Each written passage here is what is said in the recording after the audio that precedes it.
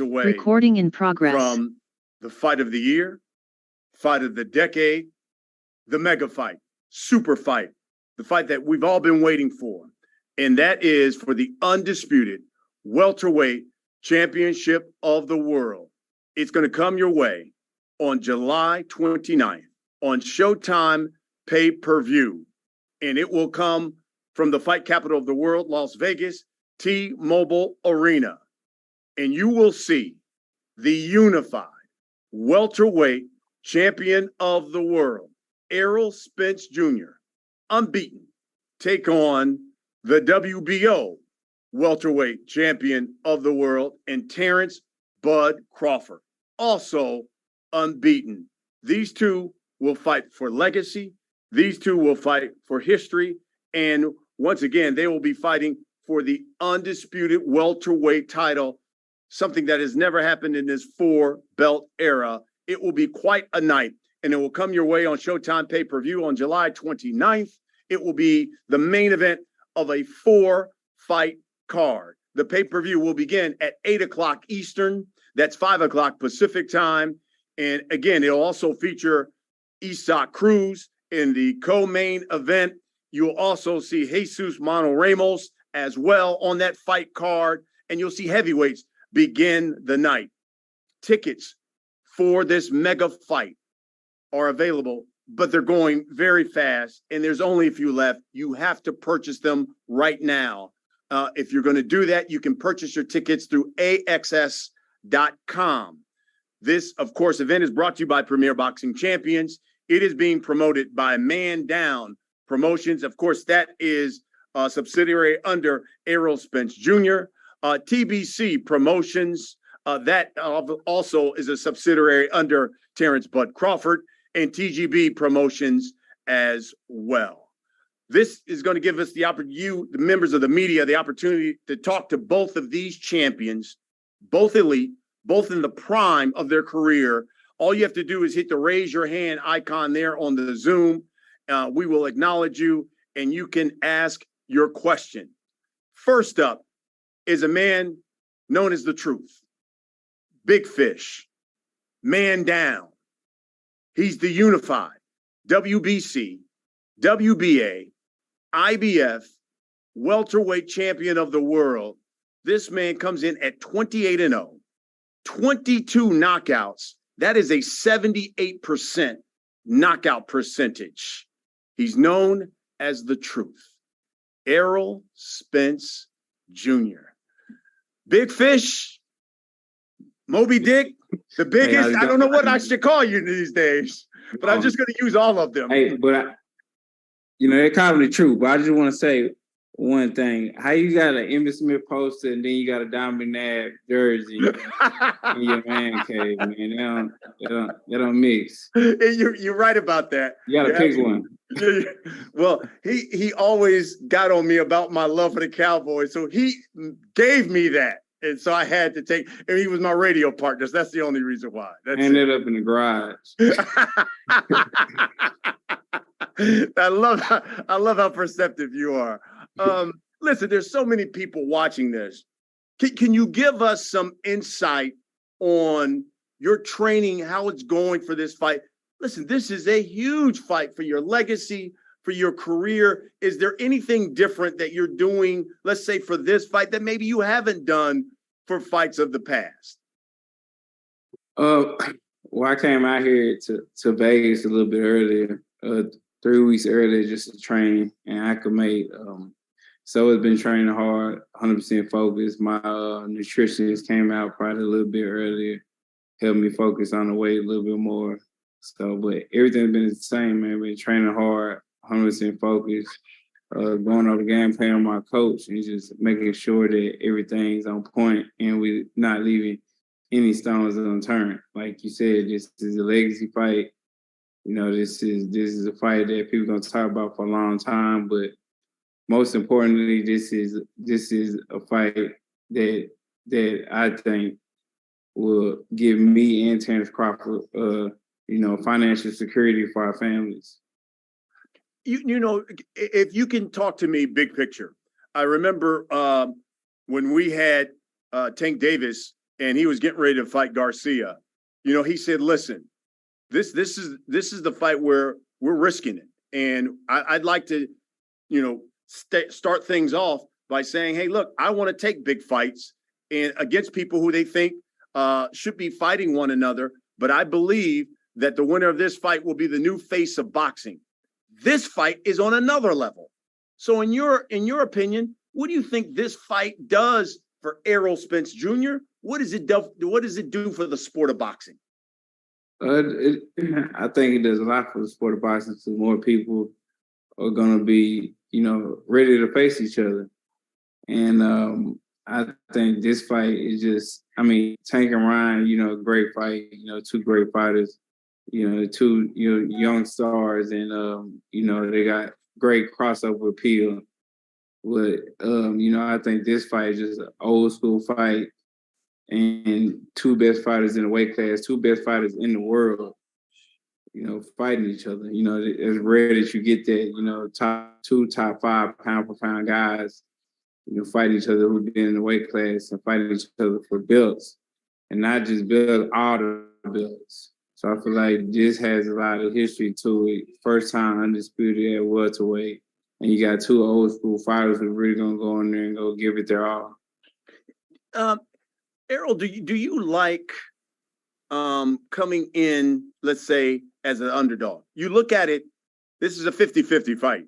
But if you go to Vegas, they have Bud Crawford as a slight favorite. They have, a lot of people have Bud Crawford as #1 pound for pound. But when I look at the resumes, it's like, wait a minute, if I'm not mistaken, Errol Spence Jr. is the unified champion. He's got 3 of the belts. He's unbeaten as well. Do you like when you come into situations like this as the underdog? And maybe it's because of everything that you've been through in your past. Oh, nah, I don't even think about it. You guys remind me more than more than myself. I don't think about it at all. That's not, what I'm focused on. It really doesn't matter. It's just like when you watch even Floyd's career, every time he accomplished something, they move the goalposts. So I feel once I beat Terence Crawford, he's gonna be somebody, and make some type of, they're gonna move the goalposts again and say, I've been away class too long or to wait. But, I might be a big welterweight, but I never missed a weight, never missed a weigh-in, never miss weight off 0.1, none of that. Always at the weight or under. So I love it. When you look at this fight, what do you think it'll come down to? You're both highly skilled, both punchers, both will knock you out. When it comes into the ring, what do you think this fight basically is going to boil down to? Well, I think it's going to boil down to grit, focus, see who body and mind can, stand not only the most punishment, but and going through different highs and lows in the fight, because I believe in the fight it's gonna be, highs and lows. Pick it up, and then I might pick it up. We both might pick it up. It's in a fight, and I feel like whoever can, adapt, or whoever can impose their style on that opponent, that's who's gonna win the fight. What do you say to those who say, man, Bud Crawford's so athletic, switches, has rangy power. If he hurts you, he takes you out. I think that might be too much. Your response to that? It's been athletic fighters way more gifted than him. They've been before in boxing. So, like I said, that doesn't matter to me at all. I done beat, gifted athletes, and I done seen gifted athletes get beat too. They can say what I know my capabilities. I know how I fight. I know my mindset when I go in the ring, and I feel like I can beat any fighter. It doesn't matter if they're athletic. It don't matter nothing. It don't matter about the skill set. Whatever it is, I feel like I can adjust, or my style is just going to impose on them so much that, it might break them. Yeah. I remember when we were at the press conference, Terence said, this fight is going to show that we are now in the Bud Crawford era. In your opinion, this fight is going to show what about Errol Spence Jr.? It's gonna show what I've been showing. I've been putting dudes out, touching dudes up. I don't think I got a boring style. I guess I got just a fundamentally sound style or whatever they're saying, but it's gonna show that just, my mindset and, all my attributes that I have inside the ring is gonna dictate how the fight's gonna go. How much juice, how much energy is in this fight camp that you have? Because, man, you've got one of the biggest fights on this planet coming up. One of your training partners now all of a sudden has a fight with Canelo coming up. Anthony Joshua's in camp. He's now got a fight coming up. How much juice is now in this Derrick James, Errol Spence stable? And Frank Martin's got a fight coming up. Yeah, Frank Martin fights this week. WC time. Make sure you tune in on Showtime. I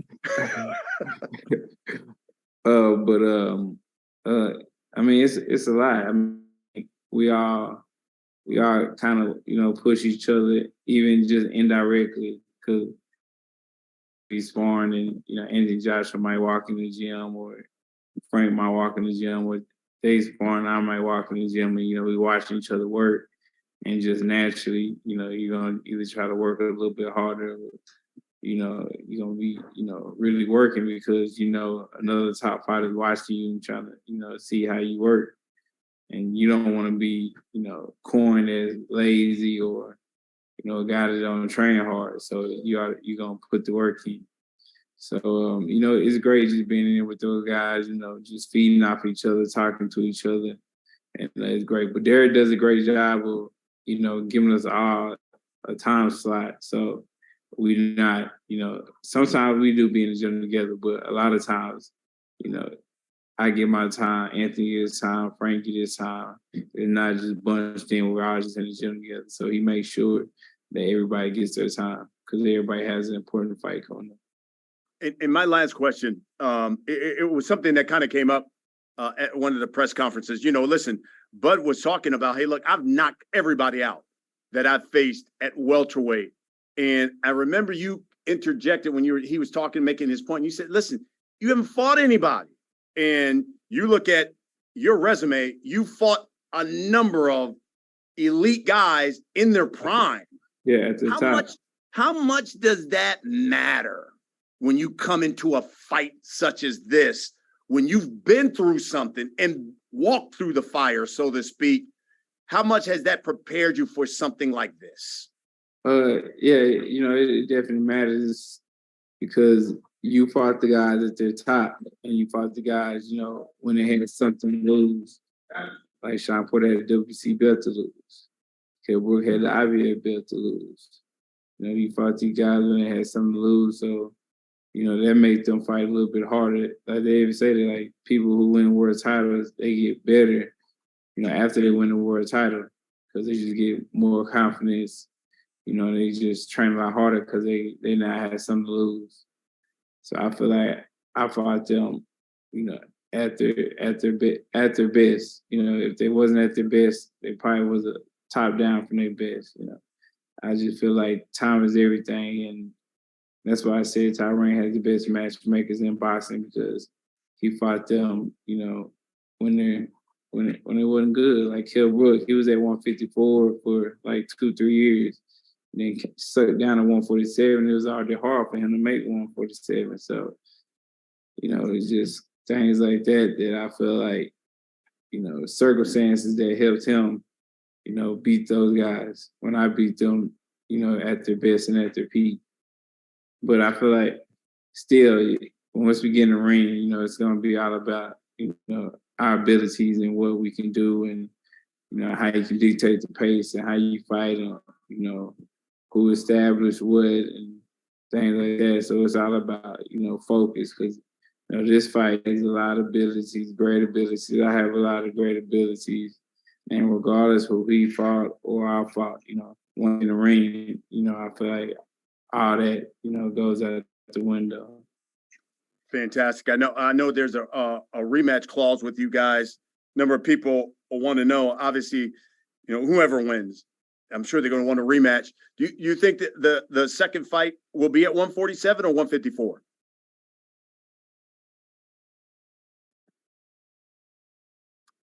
There you go. All right. I know there are a number of people from the media who have questions for you. Let's get right to them. Andrew Roberts is with us as well from Swanson Communications. Andrew, let's let members of the media ask questions there to the unified champ, Errol Spence Jr. Thanks very much, Brian. As a reminder to media, if you have a question, please hit the raise hand icon at the bottom of the screen. Our first question is going to come from Andrew Jones with Anscape. Andrew, please unmute yourself and you can ask your question. Thanks as always, other Andrew. Just real quick for Errol. Errol, what was your favorite part of the first episode of All Access that you were able to see, if you did see it? And before the Leonard Bondu fight, or before any fight, when did strap season, man down strap season become the tagline that you are now known for? When did you start saying that? My first part was when we had a little get together with my families for Father's Day, and my girls had drew me up and painted you know, little posters, saying they love me, putting my age on there, all that type of stuff. Yeah, that was my favorite part. And strap season, it was a man down. Man down came from. I was looking for something to put on my Instagram as like the title or whatever. And I was just going through the song. Then he said, "Shots fired, man down."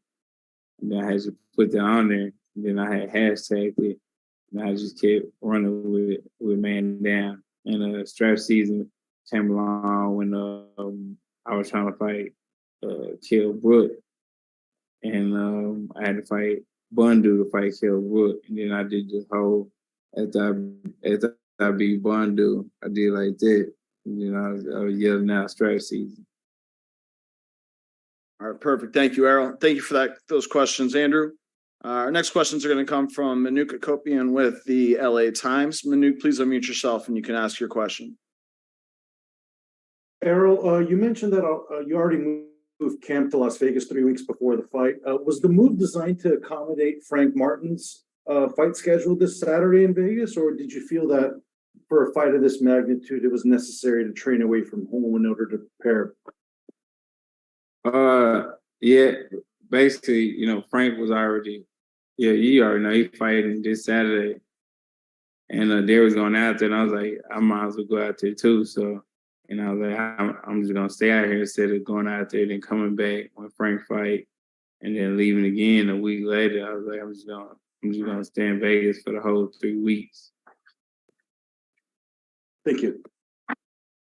All right, thank you, Manuk. Our next question is going to come from Robert Littall with Black Sports Online. Robert, please unmute yourself and you can ask your question.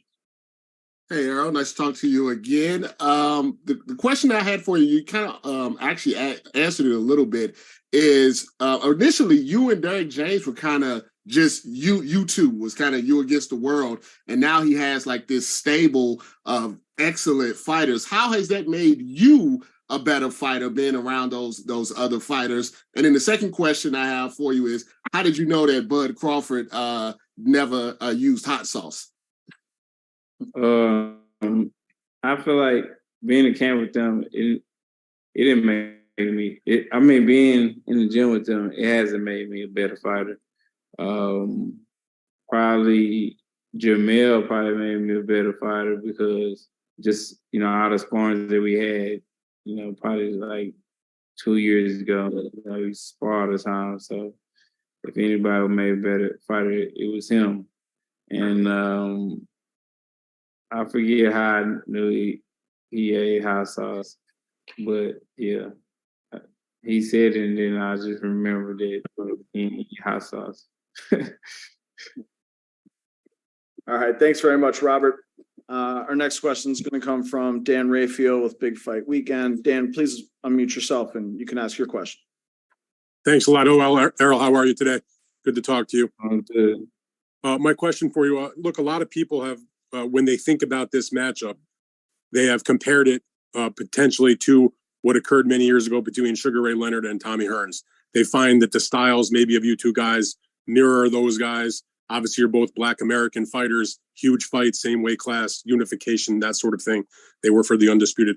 What is it, when you hear that, do you think that's a valid comparison? And when you hear that, this fight is being compared to those guys' legendary fight and 2 fights that they had, what do you think about that? How does that make you feel? It makes me feel great. Just getting compared to those guys, the amount of talent and skill set they had. But I think, just thinking about our fight, I think I feel like how big it is. Okay, Tommy Hearns and Ray Leonard, but I feel like it was more Marvin Hagler against Ray Leonard than anything, as far as just the style wise and how I fought and how Ray fought that fight. Because I don't think I fight like Ray Leonard or Tommy Hearns, but I get what people saying, the magnitude of it. But style wise, I would say probably Ray Leonard and Marvin Hagler. All right, now just one other question for you. I know how much you wanted to make this fight, so much to the extent that you didn't take an interim fight when everything with this fight kind of fell apart at the end of last year. And he ended up taking the fight that he had against David Evanesian. And I wondered, how much did you consider also taking a fight while still trying to make this one? Or was it just a matter of, forget it. I'm going to just wait this out, let him do his fight, and we're going to get this done. Like, how did you deal with the question, should I fight or should I wait? Because now you're coming off, obviously, a much longer layoff than he is. Yeah, I was getting that question a lot, I was getting that, question a lot. And, they wanted me to fight and, get another fight. But I didn't want to risk, anything happening or injury or anything like that or get cut. Anything could happen. So I decided to just sit in the house, chill, and just wait till we can get either Terence Crawford fight or it's for sure not happening. And then I'll fight. But I was willing to sacrifice a payday and another win, just waiting on Terence, because I know the magnitude of this fight. Other people know the magnitude of this fight. I know how big it is, and this is a legacy defining fight. So I didn't want to just go off and just he fought somebody. I won't fight somebody, and I was just putting the ego to the side and just like I sit around I just wait on him. All right, great. Thank you for that, Errol, and thank you for those questions, Dan. Our next question is going to come from Mark Lellenwalla with Front Office Sports and DAZN News. Mark, if you could please unmute yourself, you can ask your questions. Hey, Errol. With such heavy mutual respect between you and Terence, and without any verbal slinging of the mud, just off skills alone, can this fight crack a top 5 grossing boxing fight of all time? Definitely. If people know Terrence's mentality and know my mentality, we don't really talk that much. If somebody says something to us, then we'll talk and we'll draw it. But other than that, we let our abilities talk. You got a lot of guys who talk a lot of crap, and they get in the fight. It's either boring or they're not even fighting. So if you know my style, his style. There's no back down. If I push him, I know he's gonna push harder. If he push me, yeah, I know I'm gonna push harder. So I feel like me and Terence put together. It's just a recipe for a great fight. I mean, we both got old school mentalities, and we both come to the fight. So we got everything online, got everybody watching. We're gonna put on a great show and a great performance. It's just the people gotta want to fight. That's the only way we're gonna get bigger fights and get other guys fighting each other and get the number 1 versus the number 2 fighting each other. If when we fight, people come out and watch the fight, people order the fight. Cause like I say, people in the suits look at it, they're gonna be like, man, like people excited when the top guys fighting each other. People get excited, people want to watch, people want to tune in.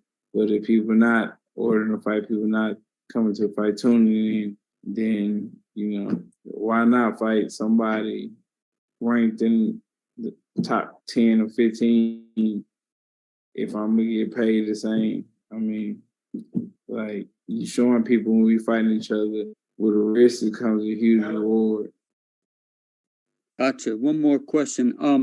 Yesterday the Tyson Fury, Francis Ngannou fight was announced. Does that a fight like that do more to help or hurt boxing, in your opinion? I mean, I don't know.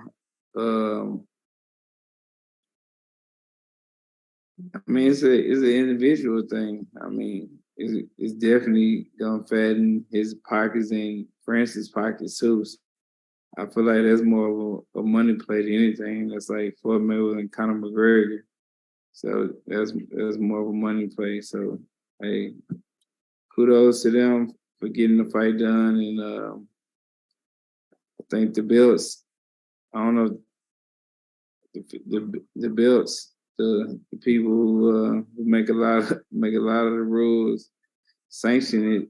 The WC did, so they fighting each other. So hey. All right, great. Thanks for those questions, Mark. Our next question is going to come from Ben Baby with ESPN. Ben, please unmute yourself and you can ask your questions.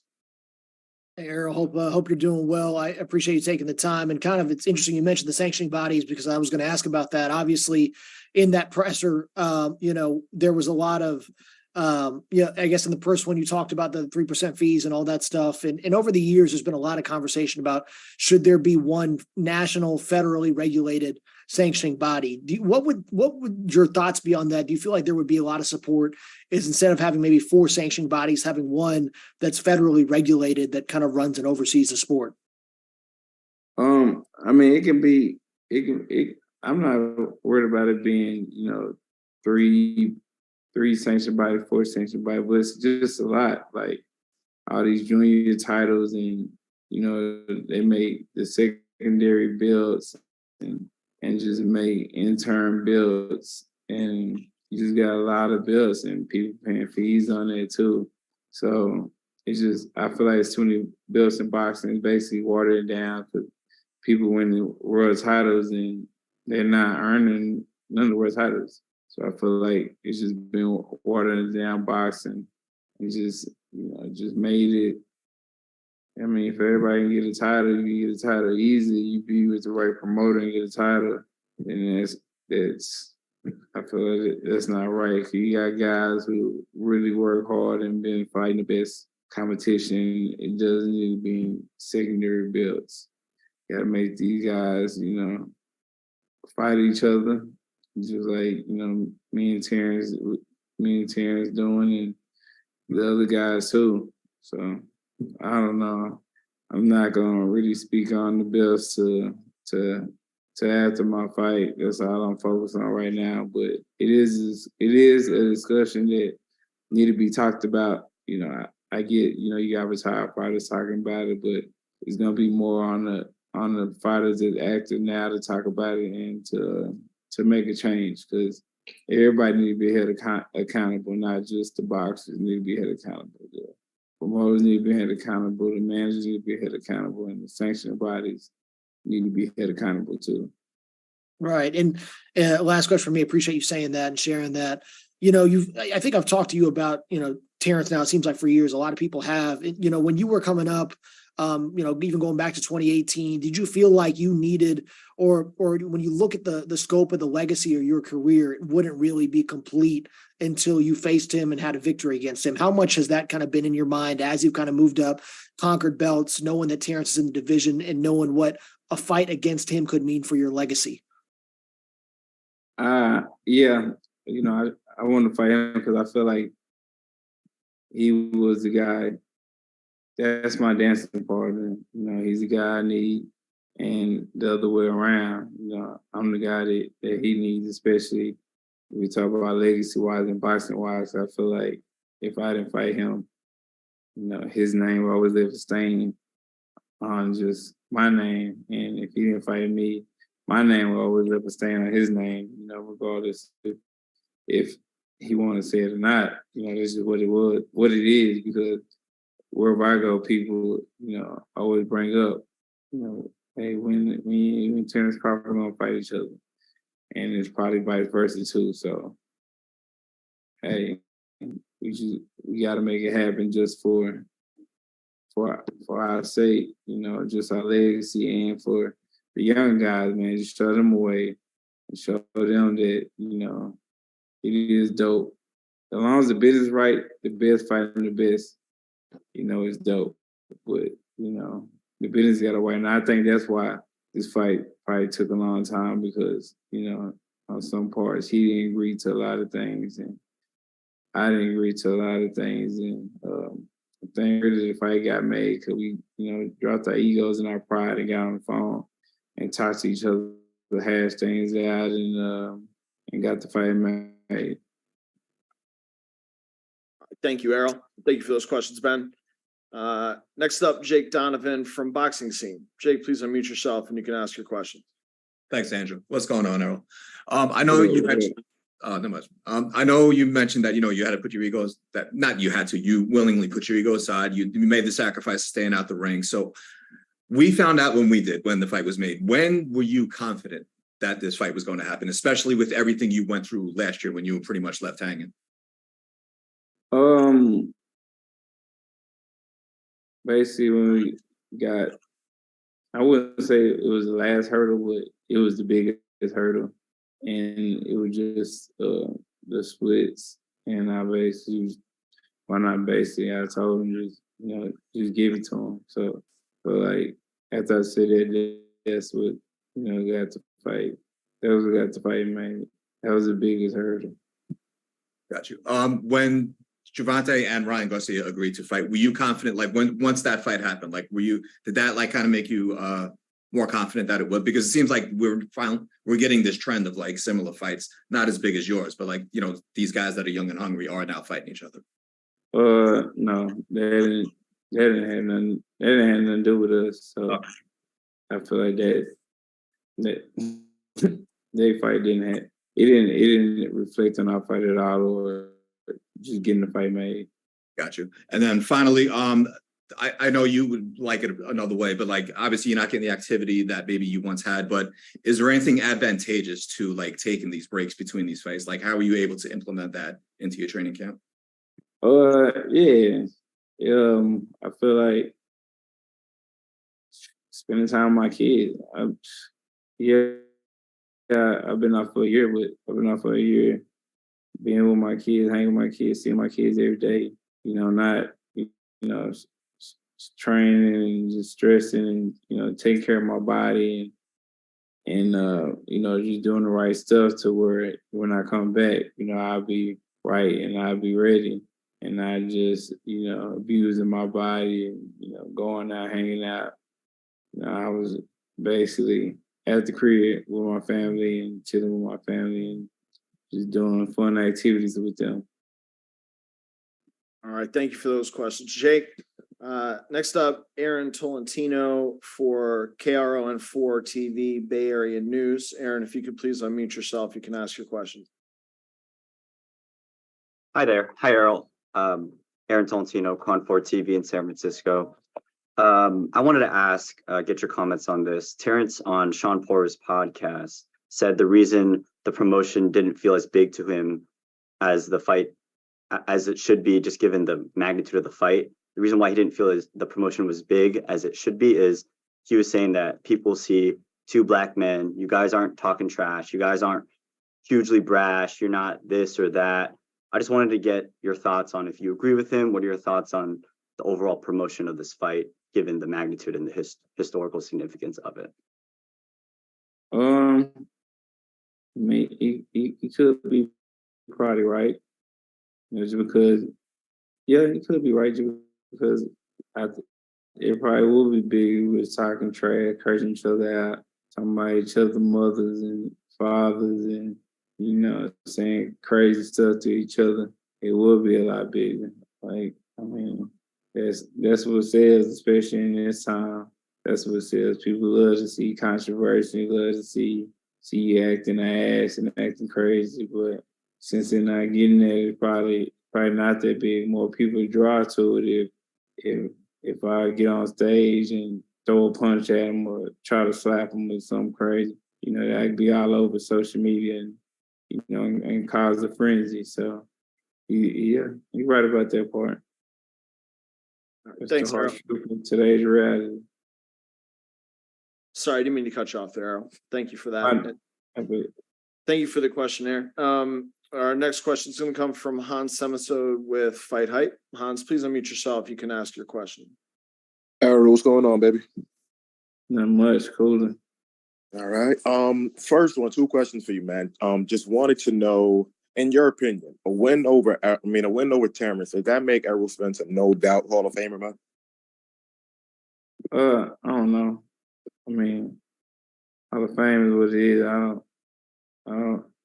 I really don't too much care about the Hall of Fame. Got it. Fair enough. Second question is a two-parter. You're growing your hair out, so we probably won't see the shag, but hopefully we will see them.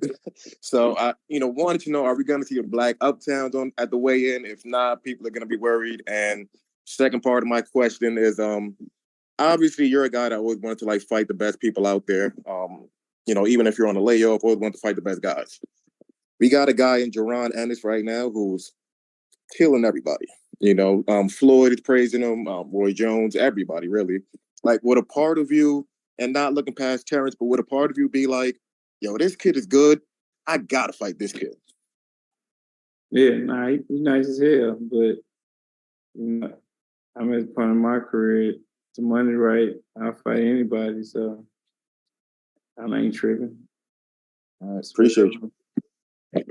All right, thank you, Hans. Our next question is going to come from Abraham Gonzalez. Abraham, please unmute yourself and you can ask your question. Hey, Errol, how's it going? Good.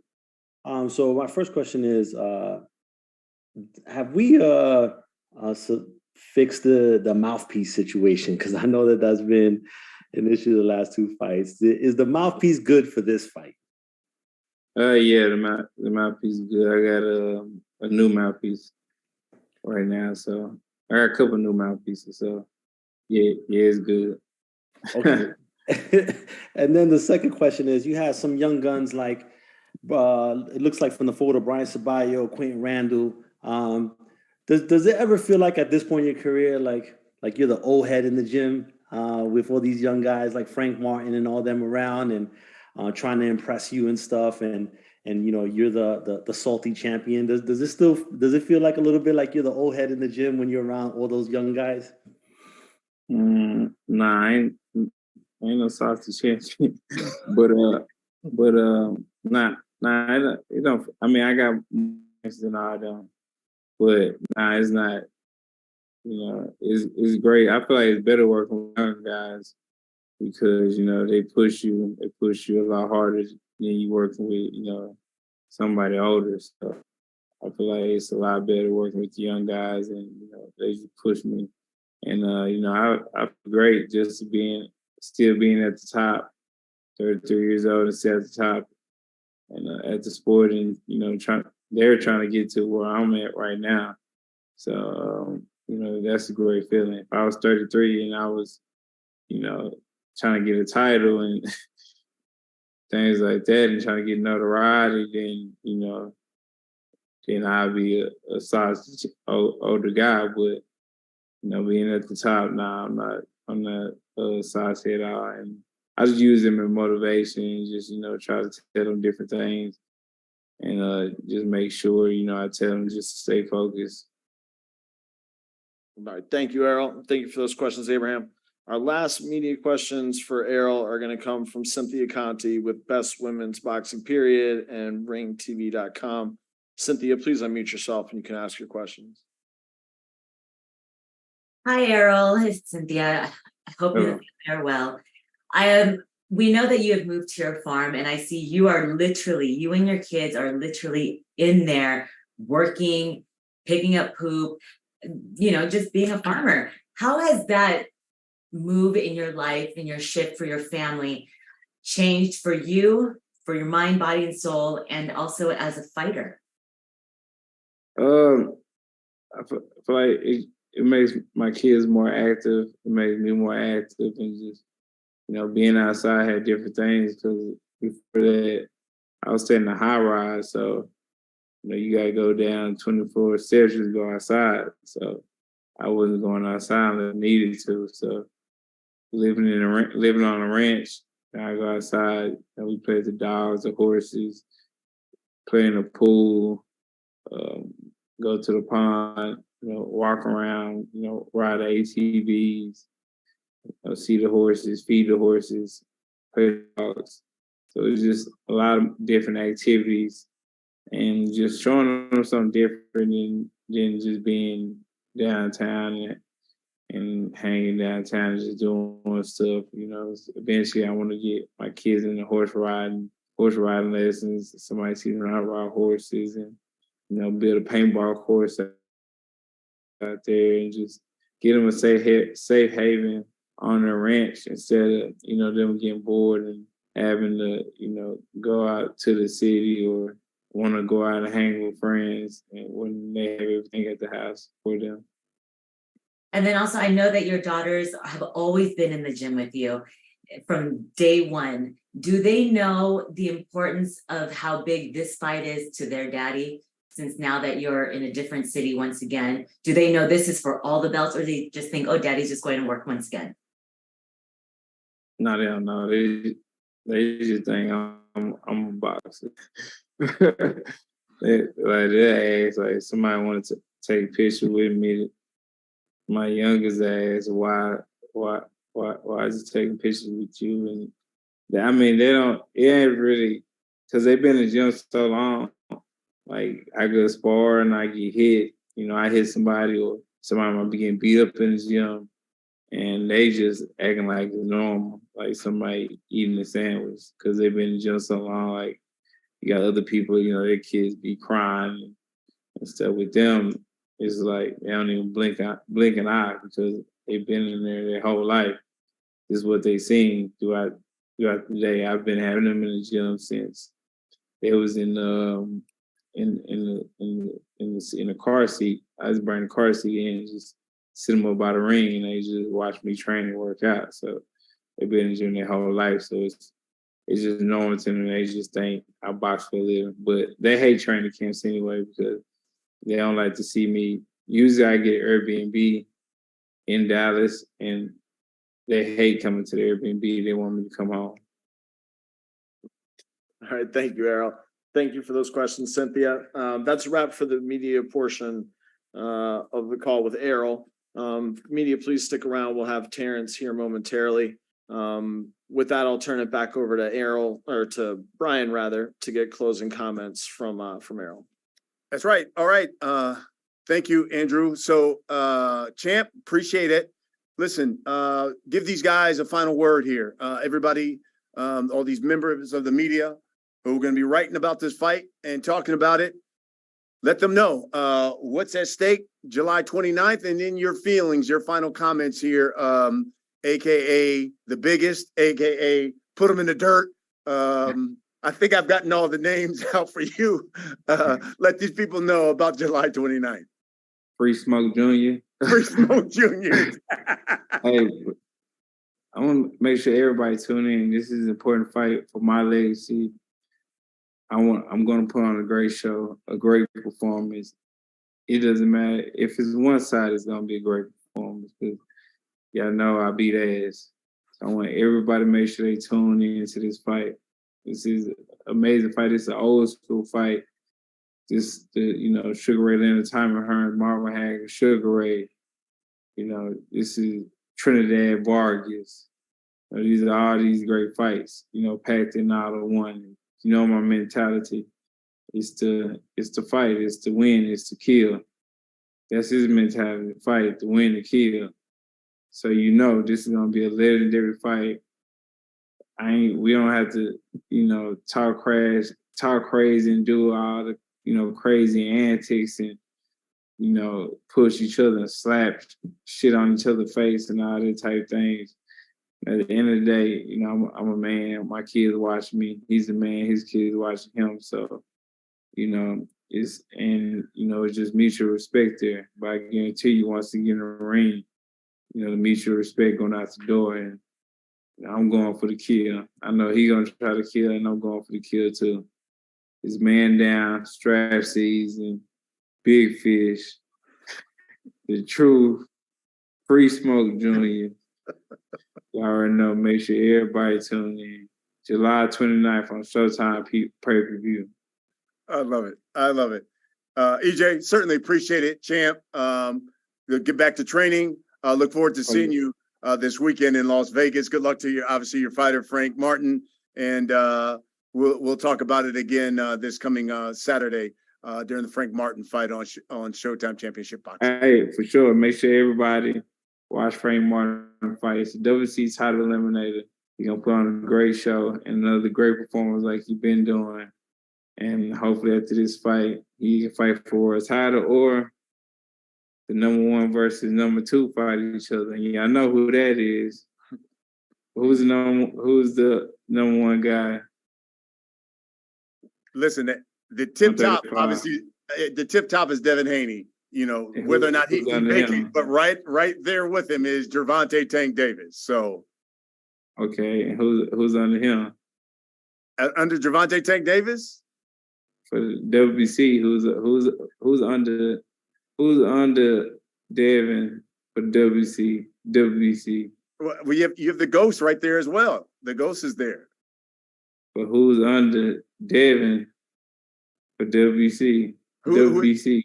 Who's the guy you're thinking about? Huh? Who? Shakur. God damn it. You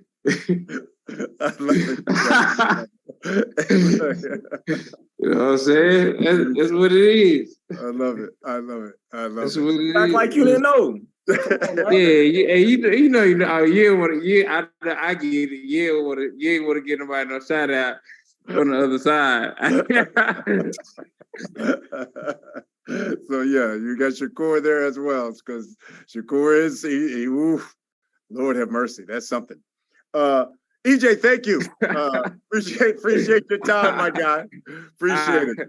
Let me bring in the person he'll be facing. Again, this is a legacy fight, super fight.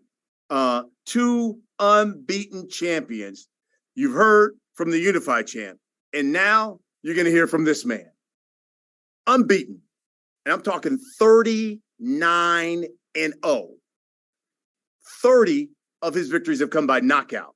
That is a 76% knockout percentage. You go to anybody when you talk about boxing rankings, number one, pound for pound, they will tell you the WBO welterweight champion of the world, Terence Bud Crawford, number one pound for pound fighter in the world. And we will see him July 29th, Showtime pay-per-view. Champ, it's good to have you. There are a number of media people who got questions for you. We're going to get right into them. But first, if you could give us a word on how training camp has been going. We got a little peek of it in All Access, but we want to know, what has it been like? We've seen you've been working out. Shakur obviously has been there in camp. We want to know up in there, God, have you been wrestling with bears or whatever? What have you done different for a fight of this magnitude that maybe you haven't done in the past? To be honest, training camp has been going great and there's nothing changed. You know, we real firm believers in if it ain't broke, don't fix it. So we've been doing the same thing. If you can, but give me your thoughts on this fight. In your opinion, what does this fight do for the legacy of Bud Crawford and, more importantly, the sport of boxing? Well, like I've been saying, this fight right here just put a stamp on everything that I've accomplished in the sport of boxing. A lot of people been discredit me and for my opponents and when I fought them and how I performed and this and that and this. And a lot of people been calling for the Errol Spence, Terence Crawford fight. So I think this fight is just put a stamp on everything. And this fight is what boxing needs. There's been a lot of fights in the history of boxing that didn't come to fruition, that a lot of fans was calling for years, and for whatever reason, those fights wasn't able to get made. But this was a fight that was able to get made, and it's happening at the right time, and the fans is going to enjoy a great fight come July 29th. But if you could make a comparison, I remember at the press conference, one of the things I said, this is a super fight. This is Leonard Hearns. This is Leonard Hagler. This is Hagler Hearns. This is Duran Leonard. If you could compare one of those fights, which one of those fights does this compare to, in your opinion? I don't know. I think style-wise, I would say Leonard Hagler. I would say that would be a fight that you can compare it to. But like I've been saying to everybody, a lot of people ask me that question, and I tell them the same thing. Like, this is Terence Crawford versus Errol Spence, because at the end of the day, that's who they're going to be talking about in the future. They're not going to be talking about, oh man, that was like Leonard Hagler, that was like Hearns and Hagler. No, they're going to be talking about, man, Crawford and Spence. Yeah, I love that. One of the things that Errol had talked about, he said, listen, it means something when you have fought all of these top guys in their prime, and I had to take things away from them. He hasn't done that, and that's what I'm going to show on this night. That I've fought the top guys, and I've fought them in their prime, and that's what's going to help me in a fight like this. What about you? How do you respond to that? Well, that's his mental. That's what he believes in. But there's only one fighter that not even one fighter. All those fighters had a loss. So they already had something took from him. So him going into to fight somebody that have something took for them, they already knew how to lose. When I took things from fighters, I took they belt, I took they owe, I took a lot from them. I took their mental. They never was the same. They never performed the same. So I can say the same. But, you know, that's his mental. That's what he believe in. And come fight night, he's going to have to prove that. I asked him this question. I'll ask you the same thing. I said, you know, and I told him, I said, Errol, I don't know if you've ever faced anyone as athletic who switches like Bud Crawford, has knockout power like Bud Crawford. In your opinion, champ, this fight will boil down to what? I would think this fight will boil down to who prepared the best, and on fight night, who's on A+ game. That's what it's going to boil down to. I love that. I love that. When you look at this fight, obviously there a rematch clause from whomever takes an L. Do you think the rematch would be at 147 or 154? I don't know. I'm not, like I said, I'm not focusing on a rematch. I plan to win the first match. So the rematch is not even in my mind right now. I'm more so focused on the job at hand right now. Yeah. You got a chance to, I'm sure, watch All Access, the first episode. What'd you like? I watched a little bit of it. It was cool. It was cool to see myself on there and see the team and, you know, see my kids. And so it was cool. You have, and for those members of the media who don't, you have some extremely talented children, from track to wrestling to everything. Do they grasp the enormity of this fight and how big this fight is? And what are their feelings? Of course. My kids, they've been in it since babies. They all in it, you know, for years, even hearing my kids like, Daddy, is you going to fight that Spencer guy? Spence. Well, yeah. Errol Spence, is you going to fight him? Like, yeah. Then here go my son. Dad, when you fight him, I'm coming to that fight. I don't care. I'm coming. So, like, I get it from my family. I get it from my kids. I get it from the fans. Everybody want this fight. Everybody, this is the fight that the whole world that follows boxing wanted. And when you hear from your kids, like, they always watching YouTube and they see their dad name come up, you know, they always asking you like, man, I got to fight this dude. I got to figure out a way how to fight this dude, because when you got your kids asking you when you're going to fight this dude, then, you know, you got to fight them. When you look at your career, and you've done some phenomenal things, when you talk about the number of weight divisions that you've conquered, to be undisputed already, that you've already done that at 140. Look, if you hung it up today, you know you would be a Hall of Famer. But is there a part of you that would have said, I don't know if my career would have been complete had I not fought this guy? So is this the capper when you talk about what you've done in your career? Yeah, you can say that. But at the same time, I don't think I would think my career wasn't complete if me and Errol didn't fight. For the fact of the matter, things happen. I tried to get the fight done in the past. For whatever reason, it didn't happen, but it's here now. And we don't gotta worry about me asking them questions to myself later on down the line, because we're here. So all that, what if, it doesn't matter no more.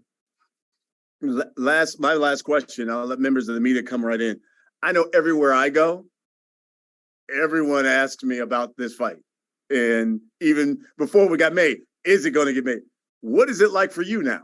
When you go to the store, when you go to the barbershop, what do they say? Oh, they're just saying the same thing. Like, man, I'm glad y'all got that fight done. But man, I don't know if I'm gonna be able to make it. Them tickets is hard in the mud. You know, I'll be like, man, you gotta support. You know, y'all spend crazy money on other, crazy stuff that really doesn't even matter, but a fight that y'all been yearning for, y'all been trying to force the action, and y'all coming up with these narratives, oh, this guy's scared, or he's scared, or he's ducking, or they don't want to fight each other. And they just came up with all sorts of lies and all this crazy stuff. But now that the fight here, people want to have excuses, people want to complain. Support the fight, because this is how me and Errol feed our family. We the one that got to go in there and put our lives on the line. And, if anything happened, nobody's there to take care of us. Nobody's there to pick us up. Only thing they there to do is laugh at us. They there to write on the internet, oh, you got knocked out, or you got beat up, or you this and that. They don't ever pick these fighters up. They there for the ride, and then when the ride slows down, they hop off. Or when the ride stop, they hop off, and then they hop on another ride. So, support the fighters, man. I love it. And how you can support them, make sure, as I said at the top, tickets, AXS.com. Again, there's only a few left. You got to make sure this is a sellout, AXS.com or Showtime pay-per-view. Showtime pay-per-view. Make sure you order the fight. Were you tripped out that he knew that you didn't like hot sauce? No. So it caught me off guard, and I'm like, how you know I don't like hot sauce? You know what I mean? And then a lot of my peoples, they was like, man, you said that in the interview. You said that. You know what I mean? He must have heard you say it. And I was like, oh, all right. Because I was like, man, he got a mole. Right. I was like, man, how this dude know I don't like hot sauce? He's going to have to tighten up that gang that you had around you. I love it. All right. I know there are a number of people that got questions for you, bud. Let me bring in Andrew Roberts again from Swanson Communications. Andrew, please let the members of the media ask the champ some questions.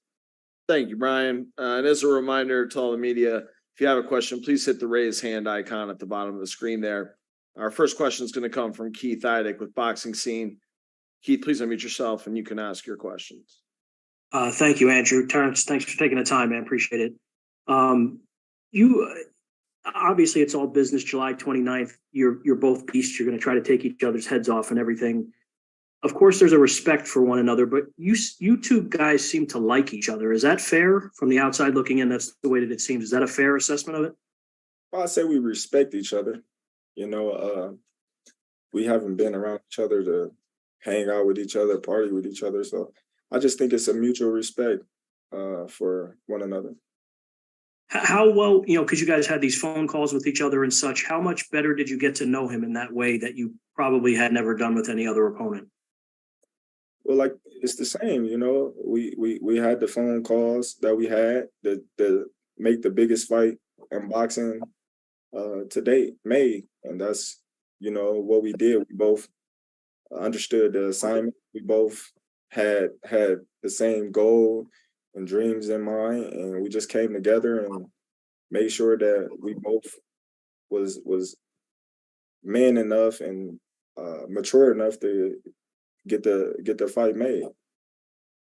Terence, I know you said you want to focus on the first fight and not the rematch, but if you beat him in the way that I'm sure you feel that you will, either decisively by decision or stoppage, do you feel that he will want a rematch based on the way that you think you're going to beat him? Well, that's on him. Like I said, that wouldn't have nothing to do with me. That would be something that have to do with him. Like I said, I'm going in July 29th, 100% focused mentally, physically, emotionally, spiritually, and ready to win the first fight. I'm not thinking about a rematch or second fight or any of that at this point in time. My last question for you, Terence, is why do you think that he has tried to diminish your win against Shawn Porter in the way that he has? And what is your retort to that? Well, you got to understand, a lot of fighters and a lot of people have been doing that to Terence Crawford for a long time now. So it's nothing new. That's kind of like a seesaw effect. They see one person discredit me for one fighter, and then they see another person, and then that's just the thing to do. And then now you hear a lot of people on the media saying, "Oh well, Crawford ain't fought nobody. Crawford ain't fought nobody." That's the narrative now. If you look at the comments or anything that's posted on Instagram or on Twitter, they all say the same thing. "Oh, Crawford ain't fought nobody." So I'm used to it, and I just laugh because there's always an excuse after an L. All right, thank you, Terrence, and thank you for those questions, Keith. Next up, Andrew Jones with Anscape. Andrew, if you could please unmute yourself, you can ask your questions. Thanks, other Andrew, as always. C-Car, bro, appreciate you as always, man. Want to ask you, with Coach Chet and his personality, what's the most entertaining or funny thing that he said? And is he or B-Mac the funniest guy or funniest person in camp? And also, you said on with Sean Porter's show that you felt the promotion, because you and Errol don't do crazy antics all over, that the promotion hasn't probably been as high as you thought. But 1.1 million views and growing for All Access, and a lot of people responding to it and appreciating it. Do you feel differently now about how this fight's being promoted? Okay, so there's a lot of people in camp that's funny. I mean, everybody had their own personalities. Everybody funny in their own right. So Chet and Bo, yes, they have their moments, but there's a lot of people in here that have their moments as well. And the promotion, like I said, the promotion is going great. And the only reason why I say that it could be bigger is because when you go outside and you see somebody that doesn't know anything about boxing, they really don't know the fight is going on. That's what I mean by it could be bigger. Die-hard boxing fans, people that's into boxing, yes, they all know about the fight. They all been wanting to fight. They all been calling for the fight. But if I go to my next door neighbor's grandma's house that doesn't watch boxing, if she don't read the newspaper and we ain't in the newspaper, then is she gonna know who I am? That's what I mean by, it could be bigger on different outlets, I would say. All right, thank you, Andrew. Our next question is going to come from Robert Littell with Black Sports Online. Robert, please unmute yourself and you can ask your question. Good talking to you again, Bud. Earl spoke about kind of what you just spoke about, in the sense that, you guys are not on stage slapping each other. You guys are not, pulling type of crazy stuff, cursing at each other and things of that nature. How important is it, do you believe, when you have two African-American fighters who are family men, who are respectful towards each other? How important is it that the numbers, when they do come in, as far as the ticket sales and the pay-per-view, that we show support for each other with a fight like this? It's very important, because this is how mega fights get made. If these fighters doesn't feel they value or their worth is being honored by the fans that we put our life on the line, then those big fights that everybody wants is not going to get made, because the money is not going to be there. So this is how big fights get made. And once you see a trend of the support of fans, not the ones that's streaming and stealing the pay-per-views, the ones that's actually supporting the event and paying for it and supporting it, then that's when you're going to start getting so many mega fights that everybody want to see. And the second question that I had for you, with a fight like this that has so much anticipation, how important is it to you to put on a show for the fans? So like you said, they are talking about it 10, 20 years from now, or is just the most important thing is just following the game plan, getting the W? And how do you kind of balance that out when when that bell ring, everyone is going to be looking, they've been talking Hagler Hearns and all of this type of stuff. They're looking for that type of fight. How do you stay in that zone and also, make it a good show for everybody who did pay to see it? The objective is always to get the win, first and foremost. But if you've been following Errol Spence's career and you've been following Terence Crawford's career, you got two exciting fighters. That's always an exciting fight. So there's not a doubt in my mind that this fight will be exciting. All right, thank you, Robert. Our next question is going to come from Hans Themestad with FightHype. Hans, please mute yourself. You can ask your question. Hey, Terence, how you feeling, man? What's up, man? All right, so first question for you. Errol came on here and he said that, he needed you. He needed this fight. You are pretty much the ultimate dance partner. Before the fight got made, you were always just on some, look, I don't need him. I don't need this fight. I guess frustrated or whatever. But now that the fight is here, can you look back and say, nah, I was wrong. I really did need Errol. I did need this fight. This is the biggest fight in like the past 30 years or something like that. Well, I wouldn't say Errol is my biggest dance partner, like he said, yes. So being the magnitude of this fight, the stage of this fight, the level, everything, yes, I need it. Everything that's surrounding this fight and that's on the line with this one fight, yes, I needed Errol. But far as career-wise, legacy-wise, I didn't need Errol because I already accomplished so much in the sport of boxing that I can retire right now and be in the Hall of Fame and ride in the sunset and be comfortable with what I've accomplished in the sport of boxing, because there's nothing that I haven't accomplished in the sport of boxing that would hinder me from saying, oh man, dang, I wish I would have did this, or I wish I would have did that. I already became undisputed. I already won ESPY award. I already was fighter of the year. I was already multiple world champions in different weight classes. I was already two-time linear fighter in 2 different weight classes. So, this is, like I said, this is just a cherry on top of my ice cream. Gotcha. And my next question for you is, you're the type of guy that, when you're at 35, 40, and now 47, you were always either looking at who's the top guy here that I haven't fought yet, or who's like a guy that's like under me or making his way up, like, damn, this dude could fight.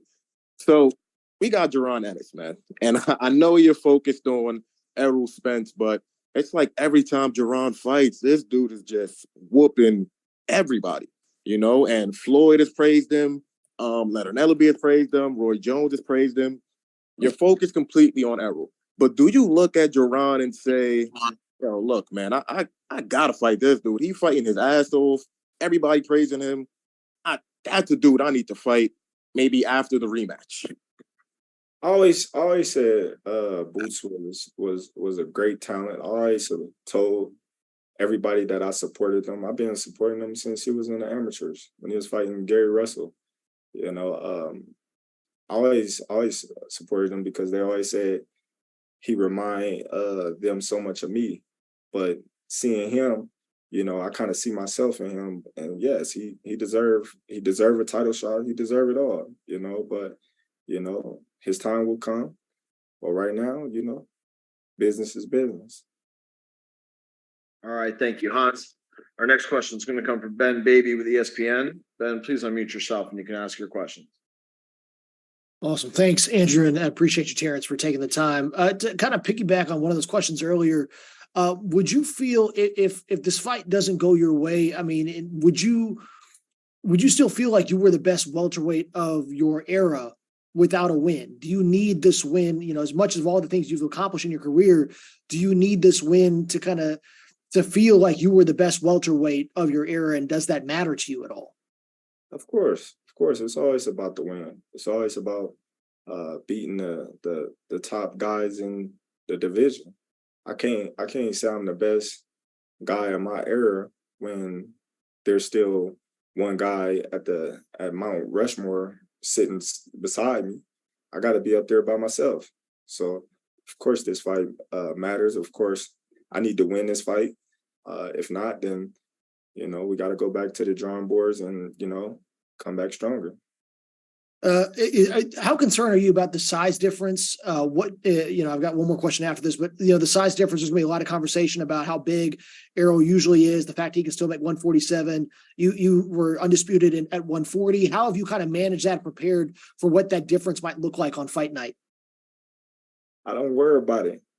Listen, when you talk about size, you talk about Jeff Horn.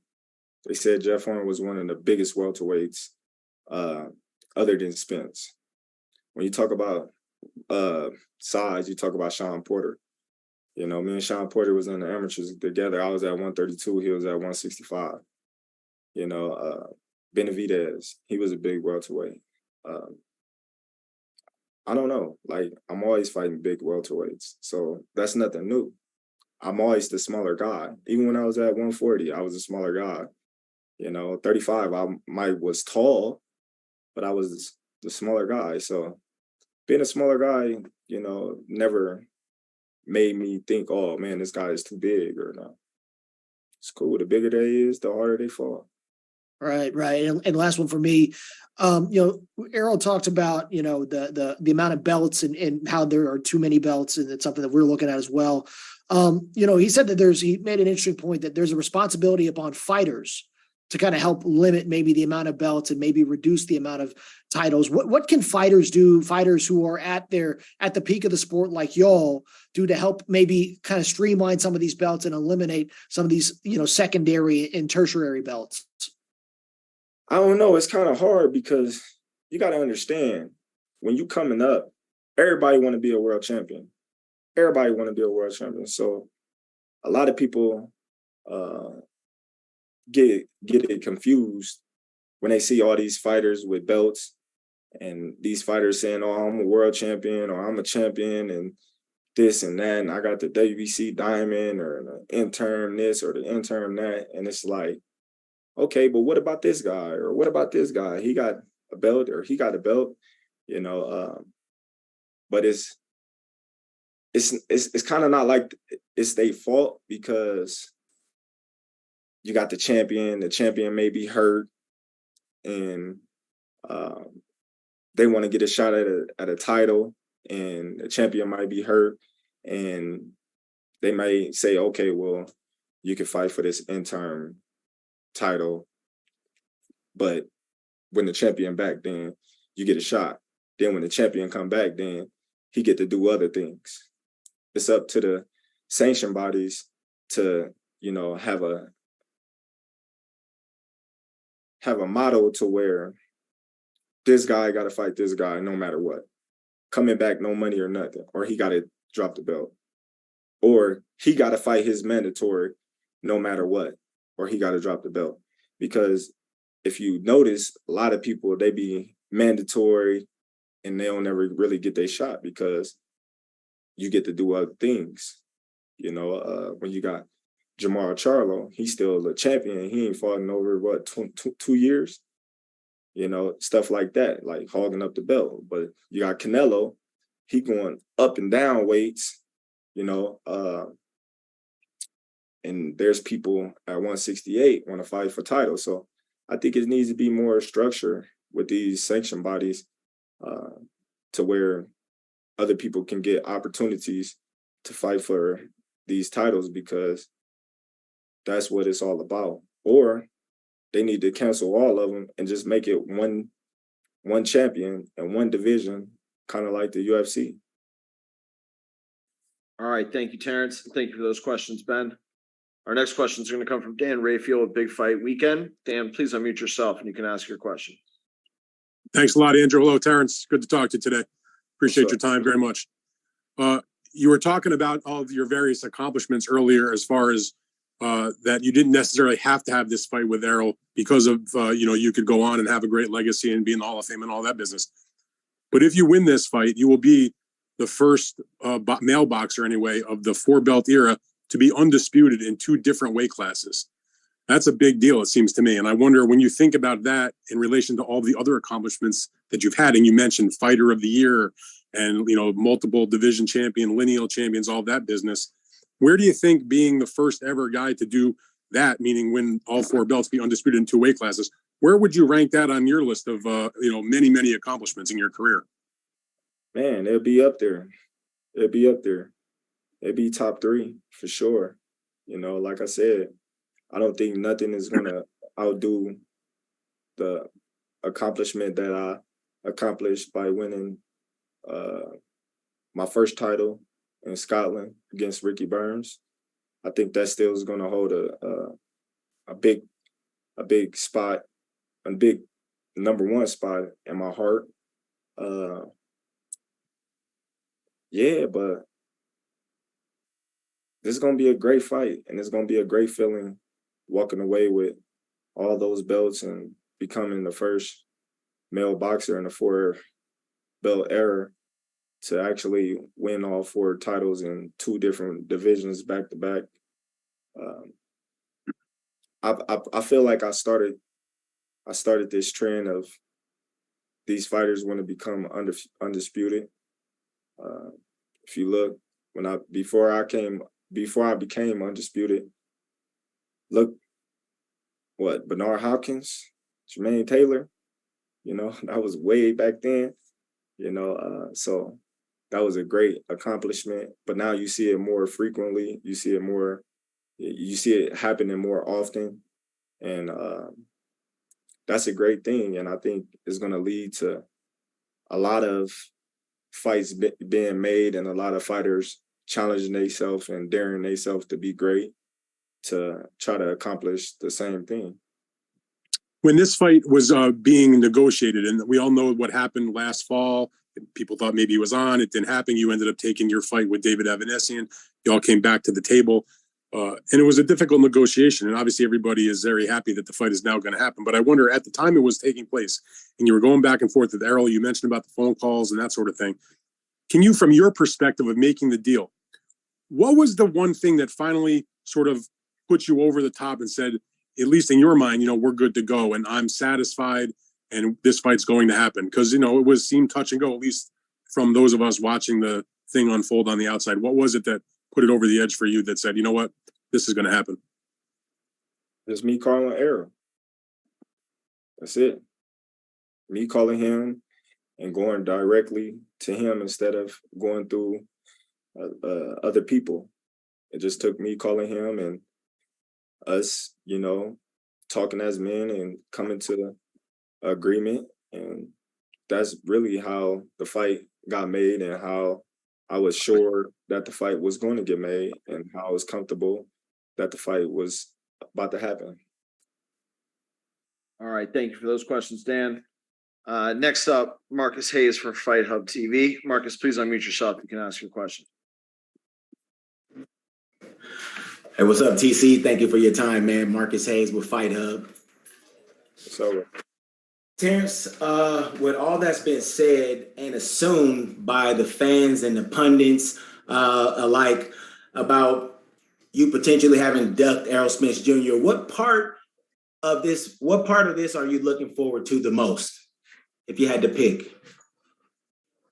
I'm just looking for the fight, looking towards the fight. Like, I pretty much don't entertain the people that say foolishness, things like that.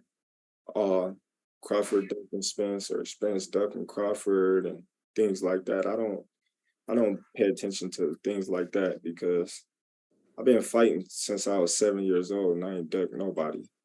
Errol Spence been fighting all his life and I'm pretty sure he haven't ducked anyone either. When you coming up in the amateurs, you fighting the best of the best for free, fighting everybody, you know. So this is what we do. This is what, you know, we love to do. This is how we feed our family. So it wasn't in a case of just sign a contract or you ducking. When the business was right, then you got to fight. You guys have been largely friendly during the promotion when you guys see each other. How far out of the window does that go on fight night, Terence? Oh, we definitely ain't friends on a fight night. Like that's ludicrous. I was friends with Sean Porter. I mean, you see how that fight went. I was friends with Ray Beltran. You see how that fight went. I was cool with a lot of fighters, respectful to the fighters that's respectful to me. But at the same time, when the bell ring, ain't no friends in the ring. You trying to knock me out, I'm trying to knock you out. One small blow in the wrong spot can end my life. That's how I look at it. So you trying to end my life, we're not friends. All right. Thank you, Terrence. And thank you for those questions, Marcus. Next up, Jayandra LaBeouf with Best Women's Boxing Show, period. Jayandra, please unmute yourself. You can ask your questions. Thank you so much. Thank you, Terrence, for your time. I noticed that during the All Access, we saw a lot of the Cowboys. I know that you're a big Packers fan. What is the connection between fighters and football players? Because it seems like all of you connect to football players more so than any sport. Could you just talk a little bit about if there is a connection between football and fighters and how participating in that sport can help you in the ring? I just like football because I played football. Played basketball. I did all those sports. But the connection to football and basketball is both sports get their brains rattled. So I think that's the only connection, like the aggressiveness, the mentality of going out there and, putting it all on the field, putting it all in the ring. Then at the end of the day, you walk away from the field or the fight with a couple of loose screws. Do the loose screws make you better or make you worse in the long run in terms of ferocity in the ring? Oh man, it depends on how many screws you get loose. Some football players last a year in the NFL. Some last a little bit more. Some fighters last a few years in professional boxing. Some last a few more. So it just depends on how good your defense is. All right. Thank you, Terrence. Thank you, Jayandra. We got time for a couple more here. Next up, Mark Lowenwala for Front Office Sports News. Unmute yourself and you can ask your question. Hey, Terrence, with all the mutual respect between you and Errol, how refreshing would it be for boxing if this fight cracks the top five highest grossing boxing fights of all time, just based off of skills, that it doesn't need any verbal mudslinging between y'all? I think that would be great. And I think it would be great for the sport of boxing, for the sport of all combat sports, because then it would show a level of respect that doesn't have to be aligned with disrespect to be entertaining. I feel like, a lot of people see Mayweather, a lot of people see Ali, they see Mike Tyson, and they feel as if, all right, man, I got to be this villain, or I got to be like this guy, or I got to be like that guy to sell fights or to sell pay-per-views, and not my skills. But when people start understanding the sport,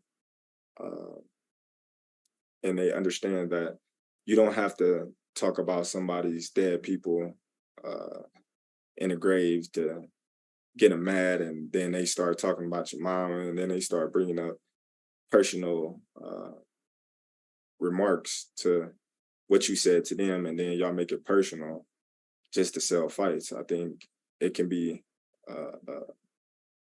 a level of playing field where y'all both respect each other enough to, respect each other, but let each other know that come fight night, y'all coming for each other's head. You talked a few minutes ago about the power of just picking up the phone and reaching out to Errol. For fighters who are stuck in a negotiation rut, do you encourage them to do the same thing? Well, yeah, it depends on the fight. They gotta both want it. If one fighter wants one thing and the other fighter wants something different, then it's not going to happen. In this case, Errol Spence and Terence Crawford wanted the same thing. We wanted to become undisputed. We wanted to fight each other just to prove to ourselves that we the best in the division and number one pound for pound fighter in the world, because like I said, whoever win this fight is undisputed without a doubt, #1 fighter in the world, pound for pound. So there was a lot of things on the line that Errol Spence believed in himself that he can be Terence Crawford, and Terence Crawford believed that he can be Errol Spence.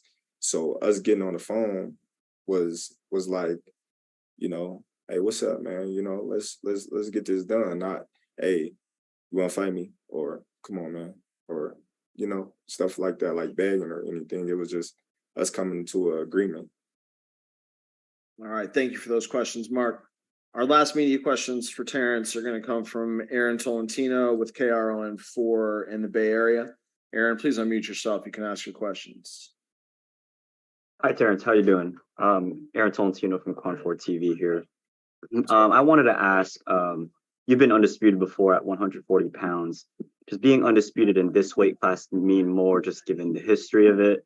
Just, you know, thinking about who's been champion in this weight class throughout history. I wouldn't say it means more in that sense, but I would say it means more for who I'm becoming undisputed against. When you look at Errol, he's considered top 5 pound for pound on a pound for pound list. He's a fighter that being dominant in his career. He's a fighter that's, you know, being considered one of the best opponents that I have faced, if not the best. So there's a lot on this on this pound for pound list that, you know, you can say was different with Ndongo. Ndongo, yes, Ndongo had 3 titles, you know, back to back to back. Errol had 3 titles, you know, so we don't consider the IBF, you know, as much as the other 4 titles, but no, the IBO, I would say. We don't consider the IBO title as much as we considered the other 4. But, you know, in Ndongo, he went to 2 countries and did what he did to those champions, and then dared to be great to come to his 3rd consecutive country and fight me. I felt as if that was big, you know, especially, you know, the Ricky Burns fight, then knocking out Troy Noski. But then you look at it and you say, oh, well, Ndongo wasn't nothing, you know. But you go to Errol, and then he fought the guys that he fought, you know, and he accomplished what he accomplished. But the magnitude of this fight is on 2 whole totally different levels. So I would say, yes, this undisputed fight is bigger in the sense of what's all on the line for me and what's on the line for him as well. One more question. I have Errol's been on the record that he cuts, you know, 20, 30 pounds just to make 147. He's quote unquote the big welterweight. Could you give us an insight on how much weight you need to cut, and if you feel like at all you might be outgrowing the weight class? I gotta cut like 5 pounds, man. I cut like 5 pounds, man. I'm good on weight. All right. Thank you for those questions, Aaron. And thank you to all the media that joined us today. Thank you very much, Terence, for your time, and Errol as well. With that, I'll turn it back over to Brian to wrap things up for us. Absolutely. Champ, man, we really appreciate it. Again, you're going to see this man on July 29th, Showtime pay-per-view, T-Mobile Arena, Las Vegas. The broadcast is going to begin at 8 o'clock. That is Eastern. It is 5 o'clock Pacific time. Order Showtime pay-per-view, or if you want to come out to Las Vegas, the tickets are few, but you can get them at axs.com. And again, this event is being promoted by Man Down Promotions, TBC Promotions, TGB Promotions as well. But before I let you go, if you would, give members of the media a final comment here on what they're going to see, what they're going to get July 29th on Showtime pay-per-view. Man, I appreciate everybody taking the time out to do this little virtual press conference. I assure you that each and every one of you will see fireworks. Like he said, come out, support the event, buy it on Showtime pay-per-view if you can't make it there in person. But you might want to do both so you can see it in person, then see it when you go home. Because like I said before, I'm going to gut them, I'm going to fillet them, I'm going to take them out the water, and I'm going to suffocate them. There it is. And that's from the unbeaten WBO welterweight champion of the world, Terence Bud Crawford. Champ, appreciate you. Look forward to seeing you very soon. Thank you, members of the media, for joining us today. We will see you July 29th from T-Mobile Arena, Las Vegas, on Showtime pay-per-view. I'm Brian Custer. Have a great afternoon. Thanks, bud. All right, now. My brother. Hey, are you going to be coming to Vegas this weekend? Recording stopped. Okay, fantastic. All right, well, I'll see you this weekend. I guess we're probably going to do it during the show, too, from my understanding. Okay. Okay. Be good, brother.